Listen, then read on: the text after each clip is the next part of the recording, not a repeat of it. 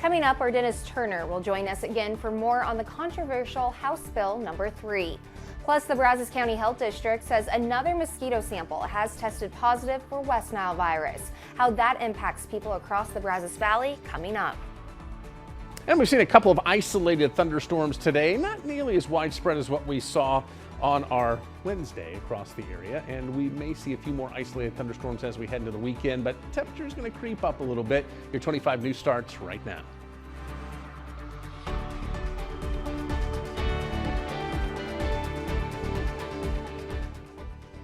Good evening and thanks for joining us for Krhd News at 6. I'm Hallie Jones. With Texas Democrat lawmakers out of the state, a controversial voting bill sits in limbo. Our Dennis Turner spoke with Texans to figure out their reasons to either support the bill or oppose it.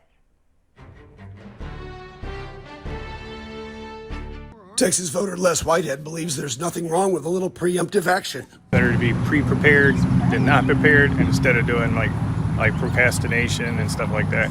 Because when you do procrastination, you actually kind of screw up even better. The very argument Texas Republicans made when asked why they insisted on further tightening laws on mail-in ballots and abolishing 24-hour and drive-through voting, to name a few. Democrats saw that as an attack and walked out not once, but twice. The second time, hightailing it to Washington, D.C. Why? When you promote the rights of partisan poll watchers over the rights of others. Right. So we're not going to take it. We had the courage to take a stand. And Congress, we need you to finish it. That's right. Texas Democrats hope proposed changes in federal law will supersede anything Texas wants to do. And they have support from the highest office in the land. Taking place in America today, an attempt to suppress and subvert the right to vote and fair and free elections. More than 16 states have passed laws so far that restrict voter access, but almost as many, including some of the same states, have also eased some voting laws, according to the nonpartisan Brennan Center. Voting rights and democracy. Meantime, the federal voting law got hung up on the use of the filibuster, a long gabfest where lawmakers talk for hours and hours and hours to delay or derail a vote. Have you no shame? Some want it gone, but others call it a safety net that prevents a walkout like what happened here. Few issues in this country are as well understood as the right to vote, until that issue gets before lawmakers. Then it becomes a very contentious issue. Many say, as it should be. But in the current atmosphere where compromise seems a bad word, here we are with just shy of 2/3 of the Texas House in Austin and a little more than 1/3 in the nation's capital, hoping to make the Texas issue a national issue. Others say that, and tripping on terms, lies at the root of the problem. Every legal vote should count, and that every voting process should be open to close scrutiny and transparency to assure its fairness. With competing terms, this could take a while to sort out. So Les Whitehead wants lawmakers to get to work because he says working on the little things makes tackling the big things easier. Take care of the small stuff before it becomes the big stuff.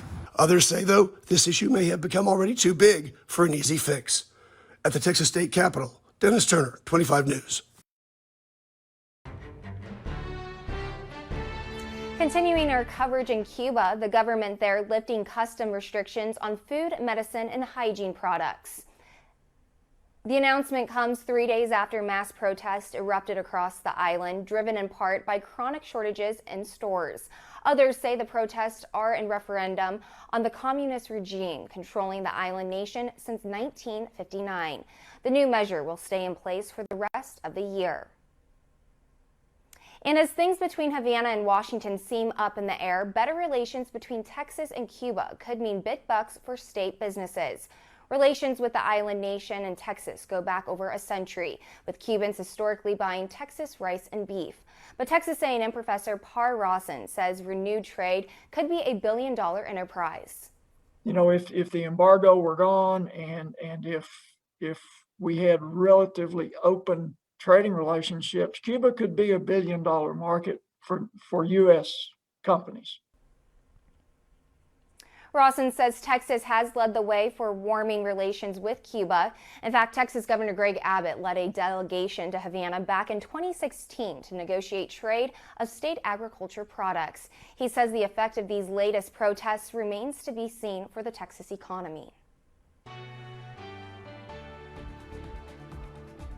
COVID-19 hospitalizations are skyrocketing in more than a dozen states. The common denominator, people who are not vaccinated. The director of the National Institutes of Health says data shows more than 99% of people in the hospital with COVID are unvaccinated. The Delta variant now accounts for nearly 60% of new infections in the U.S. Doctors say the vaccines we've got right now are effective against the Delta variant, but vaccination rates have lagged. If you were on the fence about whether vaccination was going to help you, listen to those numbers. Unvaccinated people going into hospital and dying, vaccinated people essentially not. Doctors say many patients hospitalized with COVID-19 are younger and healthier, but coming in sicker and getting worse quicker. The CDC says there will likely be a rise in COVID-19 hospitalizations over the next month. The health agency forecasts there will be between 2,000 to 11,000 new hospital admissions by August 9th. The forecast also says newly reported COVID-19 cases and deaths will likely remain stable or have an uncertain trend over the next month. It predicts deaths could go up to 619,000 by early August. Austin is moving back to stage 3 of COVID-19 risk guidelines. This is because of rising number of cases in Travis County. Intensive care units are strained, with the 7-day rolling average of cases tripling. There are 128 new cases from Wednesday alone. Stage 3 requires masks for partially and unvaccinated people. It does not make any changes for those who are fully vaccinated.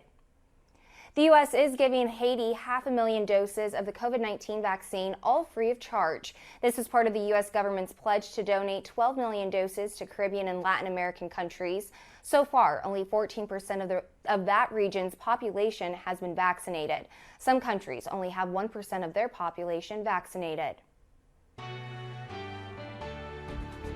New at 6, health officials with the Brazos County Health District have confirmed today a mosquito sample testing positive for West Nile virus. This is the second time a mosquito sample has tested positive for West Nile this summer. The sample was found in mosquito traps set in the 77845 zip code of College Station. Health officials are urging residents to keep in mind that all of Brazos County should be considered positive for West Nile, and residents should practice the 4 Ds to reduce their exposure to mosquitoes. With West Nile, there's about 80% of the population that doesn't have a reaction or has already had it before. There's about 20% that has a mild reaction, or a little bit less than 20%. And then there's always the 1% that has the neuroevasive again, which is very debilitating to people, can have some long-term effects, can even cause death. And so it's just being aware that it's out there. There are currently no medications or vaccines for West Nile virus. In the last 10 years, 172 Texans have died of the West Nile virus. The first of the child tax credit payments are hitting bank accounts today. Now, most families didn't have to do anything to get this money, but some may still be missing out.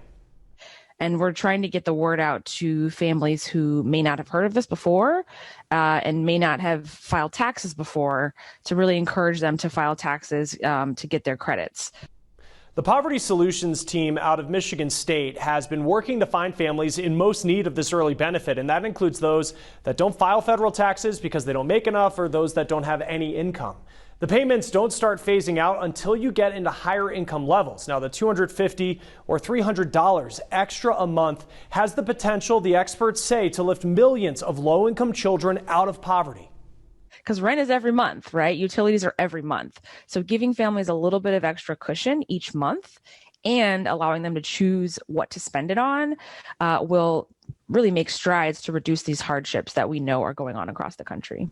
Now, past research on how lower income families spend money like this tells us it will likely go to food, monthly expenses, medication, or practical ways of building wealth like paying down debt or repairing something in the home that can increase its value and building savings. And we know from a lot of research that, extra income coming into families with children means that kids do better in school. They take home more in lifetime earnings, all things that we want to be happening in our communities. Now, if you don't get this first child tax credit payment, you can still opt in through the IRS website, or you can opt out if you don't want to receive the early payments and instead claim the full tax benefit when you file your 2021 taxes. The next payment is scheduled for August 13th. Poverty Solutions and the Biden administration are pushing to make this benefit permanent. The last thing we want to see is families, being able to afford critical things, the poverty rate going down for just 1 year, and then us going back to where we were just a few months ago. Unemployment claims across the U.S. have reached a new pandemic low. This story is starting the news feed. Today, the Labor Department confirmed that jobless claims fell by 26,000 last week, down to 360,000 total claims. Experts predict the economy will expand by 7% this year. Now, this week, the U.S. is shipping more than 3.2 million doses of Johnson & Johnson's vaccine to the Philippines. The single-dose vaccines are part of the COVAX vaccine sharing effort to help lower and middle-income countries. Now, with the Olympics now just 8 days away, new coronavirus cases have surged to a 6-month high in Tokyo. Japan's capital is now under a 4th state of emergency. Bars and restaurants are now required to close early and aren't allowed to serve alcohol through the Olympics. The U.S. Surgeon General is now labeling COVID-19 misinformation an urgent threat to public health.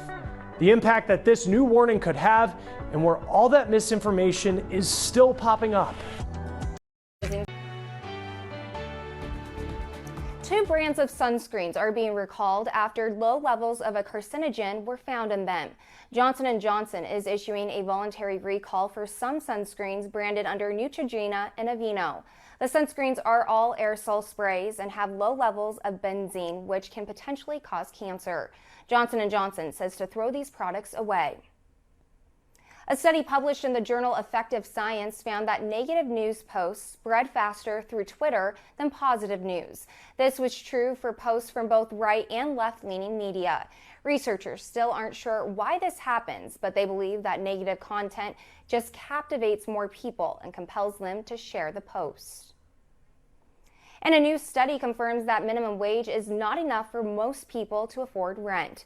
A report by the National Low Income Housing Coalition found a renter would need to make at least $24.90 an hour just to afford a 2-bedroom apartment and also be able to keep 2/3 of their wages.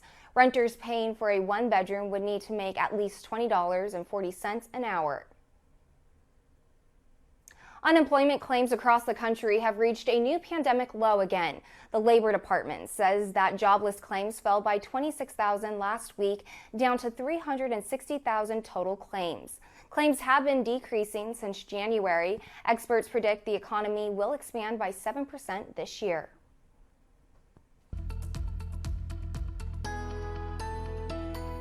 There have been a few isolated, widely scattered showers and thunderstorms across the area today. Not quite as widespread as what we saw on our Wednesday, and I think this is going to be the case here as the sea breeze front not quite as powerful as it has been as our heat dome is taking over just a little bit more. So isolated thunderstorms will be possible here in the Brazos Valley over the next couple of afternoons as that sea breeze front moves through, but it looks like the best chance is probably as you head into southeast Texas over into southwest Louisiana.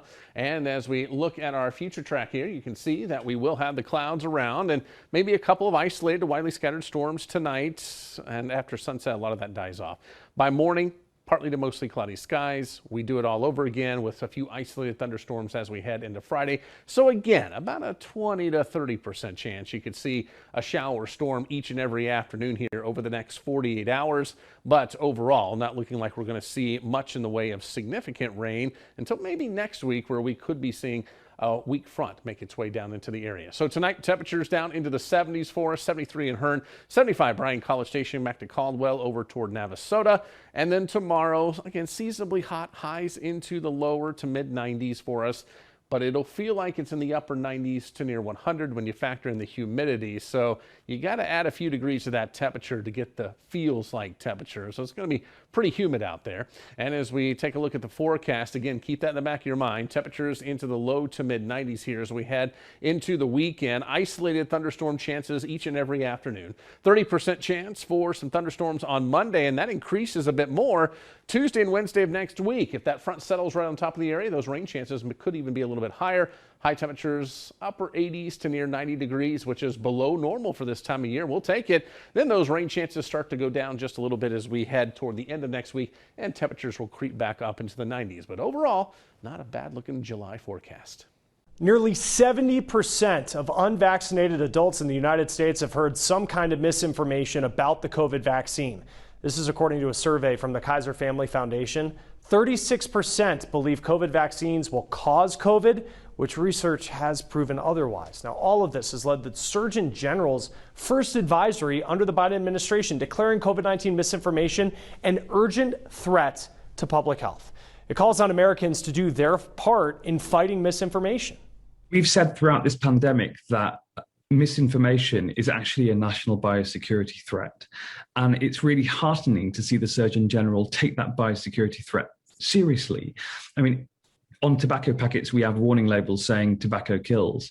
What the Surgeon General is saying is that on social media platforms, you need to be aware that misinformation on those platforms kills as well. Imran Ahmed leads the Center for Countering Digital Hate, which is a group that's been tracking COVID misinformation online since the pandemic began. The group has linked super spreaders of misinformation in the U.S. to just 12 people who have made several social media accounts. At last check, only 30 of 89 accounts have been taken down. But as of yet, the social media platforms haven't done enough. And the reason why is that legislators haven't given themselves the power to actually hold social media companies accountable to their own terms and conditions, their own community standards, which state that misinformation about health that may lead to loss of life should be removed.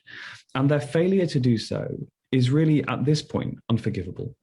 He says social media labels that warn people to check COVID facts really haven't done much. Although more work still needs to be done in other areas, he does hope that the new advisory will help improve efforts to fight COVID-19. Now, it's not often there's a recall of sunscreen. Johnson & Johnson made the move after low levels of a chemical that can cause cancer were detected. So take a picture of this list, if you have your phone in your hand right now, of the 5 recalled products you see right here. They're all aerosol cans and were sold under the Aveeno and Neutrogena brands. Now, it includes all sizes and all levels of SPF of these products. Benzene doesn't normally show up in sunscreen. One theory is this was the result of contamination during manufacturing. Customers can get a refund by calling J&J's Consumer Care Center 800 number. You see that at the bottom of your screen. Now, another blow for the newly approved and controversial Alzheimer's drug. 2 major medical centers say they will not give patients Aduhelm. Now, the Cleveland Clinic did its own review of the drug and said based on safety and efficacy, it's not going to carry it. Doctors could still prescribe it, though. Patients would have to go somewhere else to get the IV drug. Mount Sinai Health System's decision to not carry it seems to be based more on how the FDA came to approve it, which is being investigated. With surges happening now with the Delta variant, health officials are making a new push to get vaccinations to people who are experiencing homelessness. Numbers do show a much higher rate of death for that community compared to the general population. But those officials say there are hurdles in their mission that put a spotlight on existing inequities. Forrest Sanders shares with us the work being done to make inroads with this community. If they want to find me, I am here. I'm down here from 9 in the morning till about 5:30 at night. Always at the same cross street. This is his spot. Always listening to music pouring from car windows as they drive by. Play some Ted Nugent or something. The gig for newspaper man Paul Arndt is keeping people up to date, keeping them informed. Hey, what's up? Good to see you, buddy. Yep. Paul, he's a good man. You see, Paul sells for The Contributor. 32. A street paper in Nashville, Tennessee. 47. You're a good guy. I don't care what everybody says about you. I don't either. Vendors who have experienced homelessness step up to the window and order papers. 20 papers. And they keep the profits of the sales. Thank you again, brother. In the pages of the paper, you'll even find the occasional opinion piece by Paul. Once in a while. But today, Paul has a new take he's sharing. Once in a while. One that you won't find in the pages, one he hasn't written.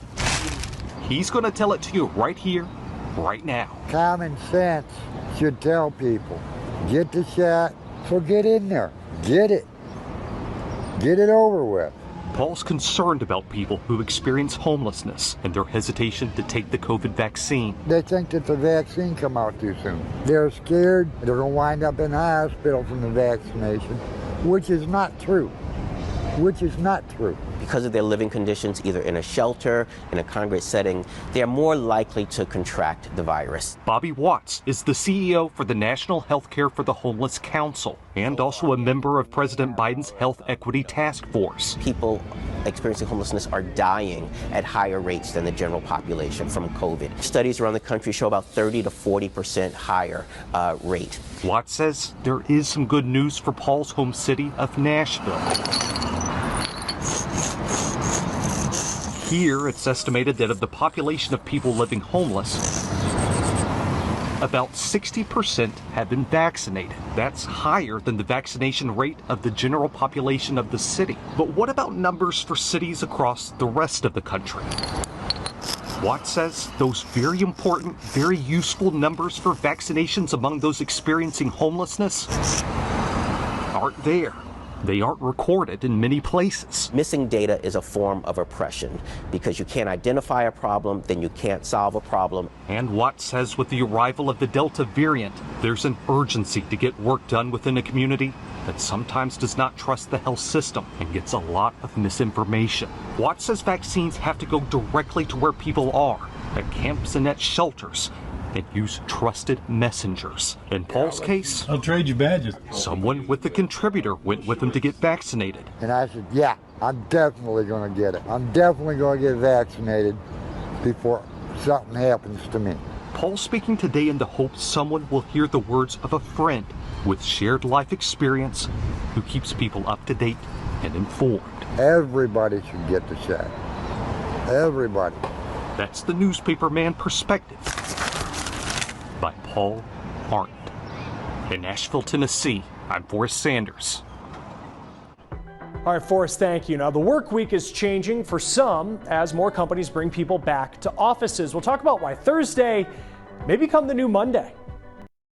Certain emails are more likely than others to be fake and just an attempt to steal your personal information. Cybersecurity company Check Point just found that these are the most recent and most frequently imitated brands by cybercriminals.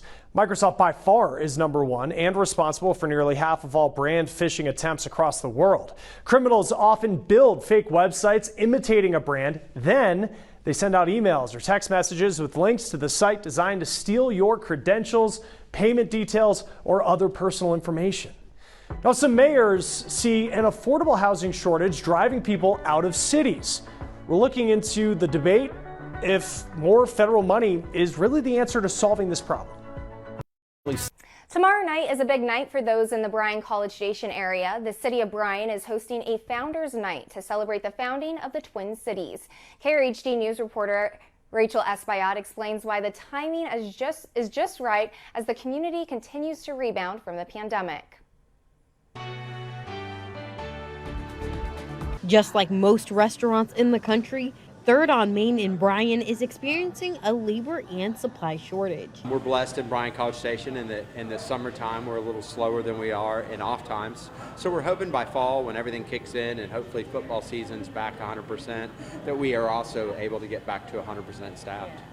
The Bryan College Station Chamber of Commerce's 7th annual Founders Night gives a chance for businesses to network and navigate through lingering struggles from the pandemic. But we're still taking those baby steps in the right direction. And part of that is getting together to talk to each other, networking, and talk to each other about what's going on in your business and what can I do that you're doing, or what are you doing better. The indoor-outdoor event won't be all business. KRHD News is one of the proud sponsors of this casino-themed night, which is meant to celebrate local businesses and accomplishments. It's definitely worth celebrating that we're on the other side of COVID-19, and so many of our businesses have been resilient, and we have a very, very strong community. It's events like this that we miss, that we kind of cherish, and I think everybody's kind of ready to get back out and do them again.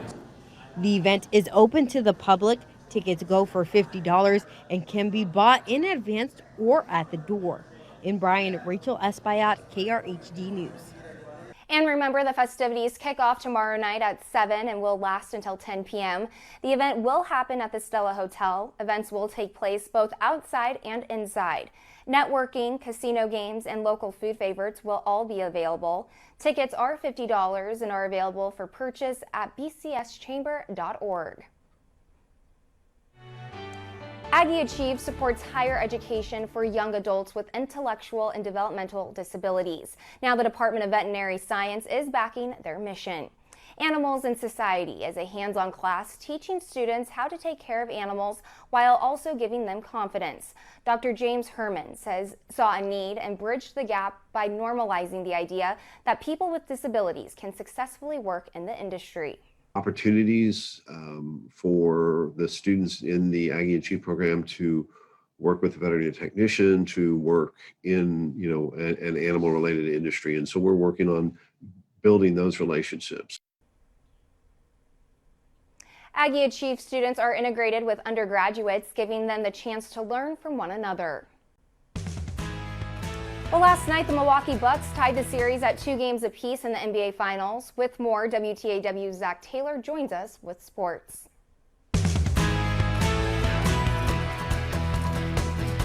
Hey KRHD viewers, Texas A&M cross-country runner Rachel Bernardo and basketball player Sierra Johnson have earned nominations for the NCAA Woman of the Year Award. The winner will be announced in October in Indianapolis.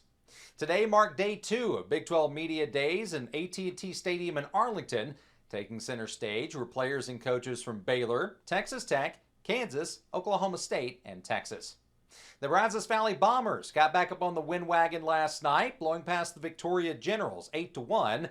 Game 2 of that series is this evening at 7:05 at Edible Field. In the big leagues, tonight's game between the Boston Red Sox and New York Yankees has been postponed after members of New York's organization tested positive for COVID-19. The American League East showdown in the Bronx was supposed to be MLB's first game back from the All-Star break.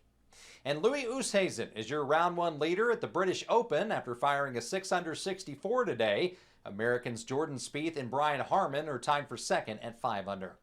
And that's been your sports update. From the WTAW Sports Studio, I'm Zach Taylor. When it comes to housing, the formula of supply and demand may seem like it should be a simple one.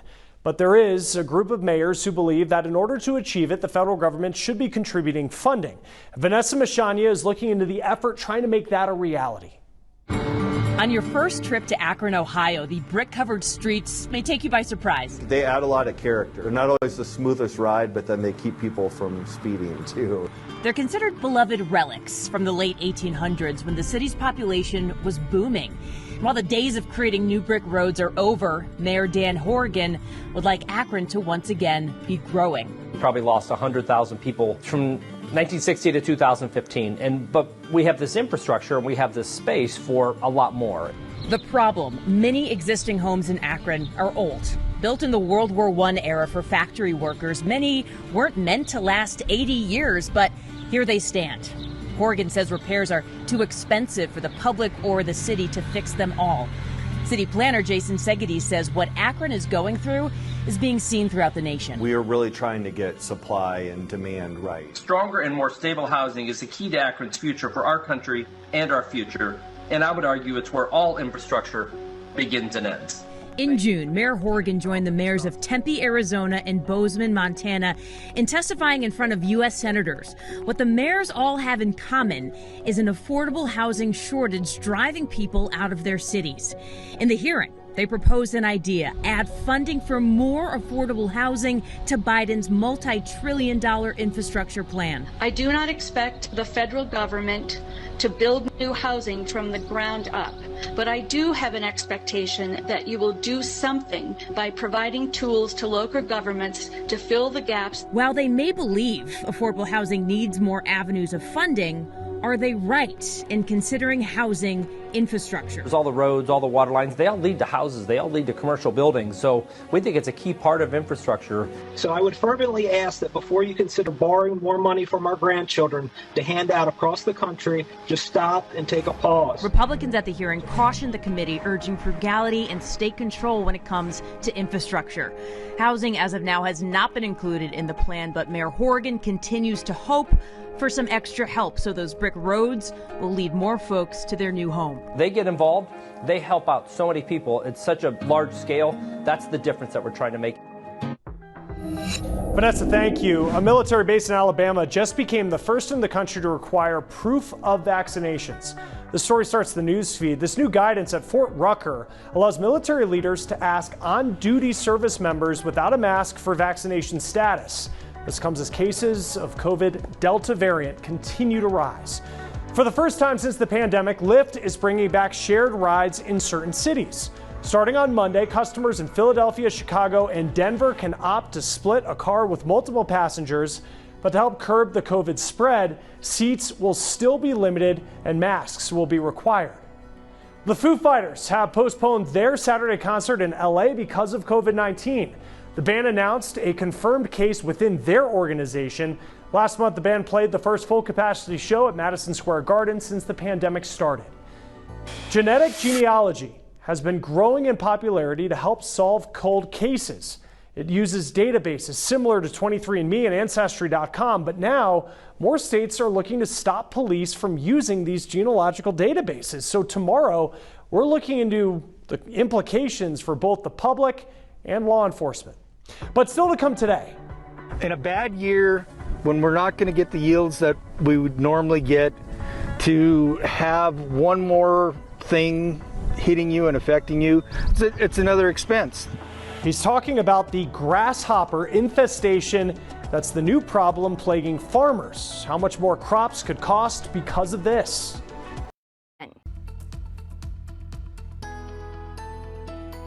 There have been a few isolated and widely scattered thunderstorms across the area today, and I think that trend's just going to continue Friday into Saturday. May not see quite as much as what we have seen, but there will be some isolated thunderstorms each and every day. We'll start you here Friday morning and with partly to mostly cloudy skies. During the afternoon, see a few of those green blobs starting to pop up. So again, sea breeze front may get into our area and allow for a few of those isolated, widely scattered storms.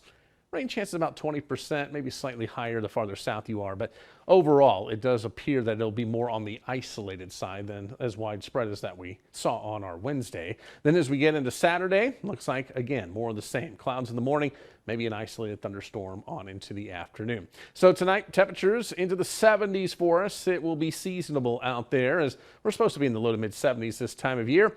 And then more 90s tomorrow. Normal high right around 95, 96 degrees, so we're still below normal. But when you factor in the humidity, it'll feel like it's in the upper 90s to near 100. So we're definitely on the cooler side with actual air temperatures, but it's still going to be plenty muggy out there as we head through the next couple of days as temperatures go from the low 90s, around 92 Friday and Saturday, to the mid 90s Sunday and Monday at 94.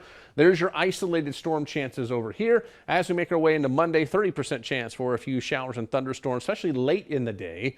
And then that goes into Tuesday and Wednesday with scattered showers and thunderstorms. Highs will be in the upper 80s to near 90 degrees.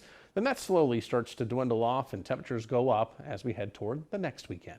As more workers return to the office, we could see a shift in the traditional work week. That's because people who are on hybrid schedules are mostly choosing Thursday as the day they all want to meet up at work. Hybrid scheduling allows people to work from home and go into the office on some days. And some companies are seeing that meeting up in the office toward the end of the week is convenient for many workers. Usually we see, on Thursday, people are wrapping up their projects. They want to get together to discuss things, and it really sets them off on a good tone for the weekend. Some other companies are having workers come in on Mondays to set the tone for the week. But Monday may not work for everyone, as some people are just getting started on projects. The good thing is companies are treating this back to work phase as something experimental, and they're willing to make changes, many experts say. Those at LinkedIn say it is still too early to know if the traditional work week will completely change in the future. But it does appear that companies will value that face-to-face time. They just wanted some employees to be in the office from time to time because there is value to having someone be able to pull someone else aside and say, let's work on this project together. Let's figure this out together in a room. Or maybe they just run into each other in an elevator and they could just talk about maybe a project they're working on, and that person can end up helping them. About 40% of employees will still be working remotely in September, according to a survey by the Partnership for New York City. Many companies plan on reviewing how hybrid schedules have worked early next year. Rent prices are rising across the country, but would you trade in your parking spot to pay less rent? Why some cities are dropping those parking requirements for developers, and why they see this as a model that could go nationwide. Gas shortages at the pump have been caused by a lack of truck drivers to transport fuel, and now that same problem is hitting the airlines. Jet fuel shortages have been reported at smaller airports like Burlington, Vermont, Fresno, California, and Colorado Springs. Flights have been delayed because of it or have had to make unintended stops at larger airports to fill up. Now, that's also been the case at smaller airports with firefighting aircraft as wildfires are spreading across the West. Thankfully, we can move aircraft very quickly from airport to airport. So if we do experience a jet fuel shortage at one airport, we can move aircraft to another airport with jet fuel in a matter of minutes. As of right now, the National Interagency Fire Center doesn't foresee this as being a big barrier to battling wildfires. They say the biggest issue has been the hot, dry weather. In the last 30 days, the U.S. has set nearly 600 all-time heat records, according to NOAA. Now, on top of that, nearly 60% of the West is considered to be an exceptional or extreme drought. That is the highest percentage in 20 years. The University of Nebraska has been tracking conditions through its drought monitor. It is early to predict what this fire year will be like in comparison to previous years. However, because we are experiencing drought throughout most of the West, we're expecting continued hot, dry weather throughout the next couple of months. We are preparing for an extended fire year. The NIFC says on average 85% of wildfires are caused by people. So they suggest keeping firefighters in mind that are working tirelessly to put out the flames. Knowing that our firefighters need the help right now, and knowing that these are fires we can prevent, and allowing our firefighters to focus on fires we cannot prevent that are caused by lightning. For more info on wildfires and how to prevent them, visit nifc.gov. Well, first it was cicadas invading parts of the country, and now it's grasshoppers. Dan Grossman looks at the problems they are creating. It's merely coincidence that on this day, Eric Summerfield would be wearing this shirt. Because with every step across his farm in central Montana, they're moving because, it doesn't taste as good. He is escorted with a dance. But for something indicative of celebration, they're a scourge. They're a scourge. Eric and thousands of other farmers across much of the western United States have very little to celebrate. In a bad year, when we're not going to get the yields that we would normally get, to have one more thing hitting you and affecting you, it's another expense. This year, grasshoppers in many parts of Wyoming, Idaho, Washington, and particularly Montana have gone from a nuisance to an infestation. They're chewing on these leaves. Adaptable to drier conditions, they migrate and feast on the little green that surrounds these fields. Because of this year's drought, that means Eric's wheat crop. Having them there that's yield reduction right there, them chewing on that leaf. The last couple of years has been pretty tough on some of these producers. Gary Adams is Montana's plant health director for the United States Department of Agriculture and says it's not just this year, but it's been about the last 20. As conditions warm and dry, the grasshoppers migrate from their normal habitats to try and find more vegetation. A study by the University of Wyoming found that economic damage to crops occurs when there are more than 10 grasshoppers per square yard. But this map of current conditions shows those numbers are being far exceeded in many parts of the country. I've also heard from a number of producers that are alfalfa growers that they use that for livestock feed, that the grasshoppers have completely stripped those plants down to just a stem and making it worthless, basically. But there's places where there's 40, 50 per yard. To mitigate their impacts, farmers and the government have been using insecticides on their crops. It's helpful, but costly.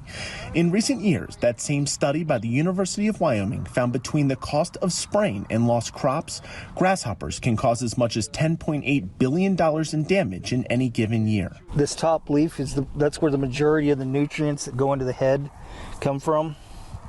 And they've chewed halfway through it. Much of that cost lands on farmers who are typically responsible for spraying their own fields. This year, I'm less optimistic than 2017. I don't I don't have any optimism on the malt barley making quality. With the drought already having Eric estimating his yields 20 to 30% lower than normal and grasshoppers tacking on another 5 to 10%, people can expect certain grain products to cost more once these crops go to harvest. Next year's better, hopefully. As Eric, once more, has his eyes set on next year. It's what Montana is. It's next year country. I'm Dan Grossman.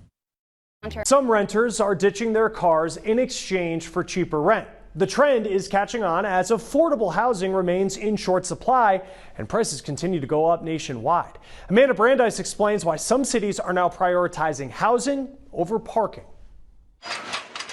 To try and solve a complex puzzle, it's always a Rubik's Cube. City leaders are cutting the red tape, dramatically reduce the permit fees, changing the rules to change the results. And those savings we can pass on to our tenants in the way of lower rents. Real estate developer Gilman Bishop is among the first to break ground in San Diego's urban experiment. Lose your car, get an electric bike and ride it to work. Walk to the bus, walk to restaurants and the grocery store. In most U.S. cities, developers are required to include parking with new buildings. For an apartment complex, that could mean one parking spot per unit. The cost associated with going underground is just unbelievable. Anywhere from $30,000 to $50,000 a unit, which Bishop says drives rent prices up for everyone, even those without a car. This whole side is going to be glass. San Diego's among a growing list of cities abolishing certain parking mandates for projects like his. We could have built $25 million condos here with parking. Instead, it'll have 100 units and no parking. There are a lot of micro units in this project, but there's also 2 bedrooms and 1 bedrooms with, beautiful custom cabinetry and neat finishes. So, we're trying to make it a really nice place to live as well as affordable. If done right, they say the model can be replicated in other cities. You can't waive parking without being along a transit area. We've got a bus stop. We've got active bicycle lanes right here. It's a 10-minute walk to downtown San Diego.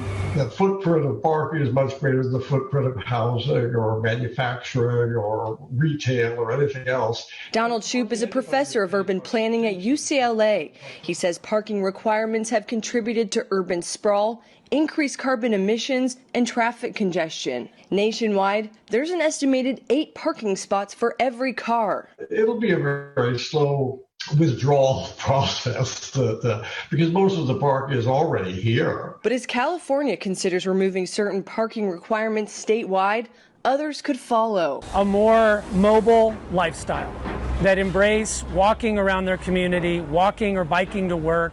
As his once impossible vision becomes reality, Bishop hopes other cities will take a chance on change. In San Diego, I'm Amanda Brandeis reporting. Well, thanks for joining us for KRHD News at 6. We'll be back with more news and weather tonight at 10. Until then, have a great evening.